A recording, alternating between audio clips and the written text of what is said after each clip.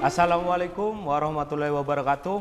Senang sekali di sore hari ini menjelang buka puasa saya bisa membersamai teman-teman di acara terbaru kita yaitu Talkshow Ramadan. Gak terasa ya kita sudah, nah mungkin sore hari ini kita, Assalamualaikum Mbak. Waalaikumsalam ya Pak. Sehat Mbak. Kebetulan nih salah satu tokoh sepuh beliau ini, tokoh aktivis NU, juga aktivis politik karena beliau juga aktif sebagai anggota DPRD Kota Malang dan juga sebagai anggota DPRD Provinsi. Bagaimana sih Mbak kita memaknai bulan Ramadan ini sebagai satu esensi perjuangan atau dalam bahasa kita penegakan sholat sebagai tiang utama dalam baik pemirsa. Makasih. Assalamualaikum warahmatullahi wabarakatuh. Memang saat-saat Ramadan ini kan bulan langka. Satu bulan di antara 12 bulan ini termasuk bulan yang istimewa. Bahkan kalau saya ngamati, ini mayoritas umat Islam ini sholat yang paling banyak ya di bulan Ramadan. Kalau tidak Ramadan malas. Bahkan rokaatnya mungkin bisa sampai 50 lebih ya, satu hari satu malam. Ini jarang-jarang dilakukan. Oleh karena itu kita ingin mencoba menerjemahkan. Saya pernah baca sebuah hadis ya, anin Nabi sallallahu alaihi wasallam anau qala as-salatu imaduddin. Ya ini singkat ya, jadi ya masih ada terus-terusannya. Sholat menurut Kanjeng Nabi Muhammad Sallallahu Alaihi Wasallam ini adalah tiang agama.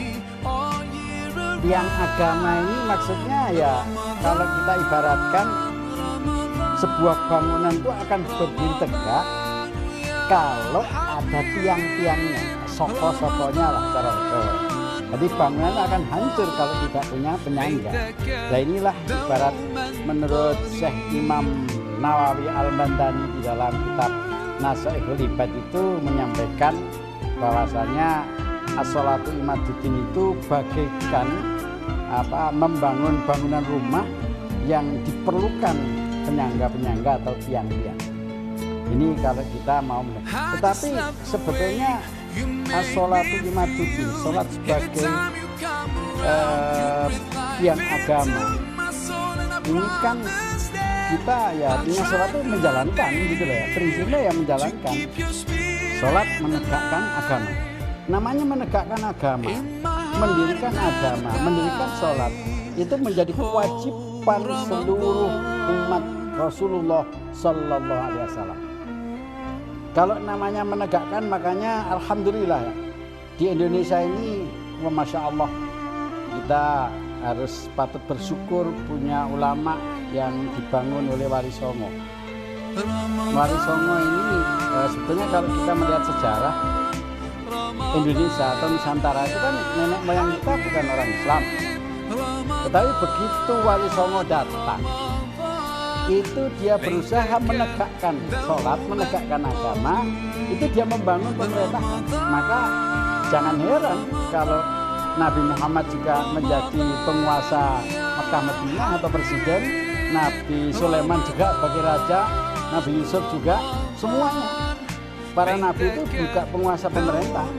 Dan kalau kita melihat negara di daerah belahan Asia, ada Taiwan, Thailand, Indonesia, Melayu dah.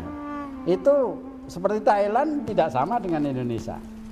Di Thailand orang mau sholat belum tentu seenak di Indonesia. Kalau kita melihat di Jepang, orang mau sholat itu mencari masjid bisa 70 kilo. Kalau di Mekah, itu orang sholat berkumpul di satu tempat. Tapi Indonesia, Masya Allah, di semua kampung kita tidak kesulitan melaksanakan sholat. Karena apa? Ya mungkin saya berhusnudzon.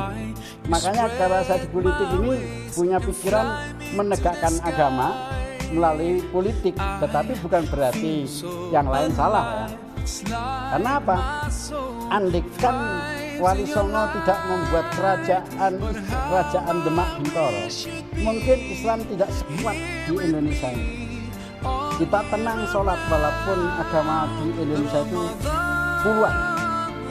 suku bangsa yang begitu banyak, tidak ada orang sholat diganggu.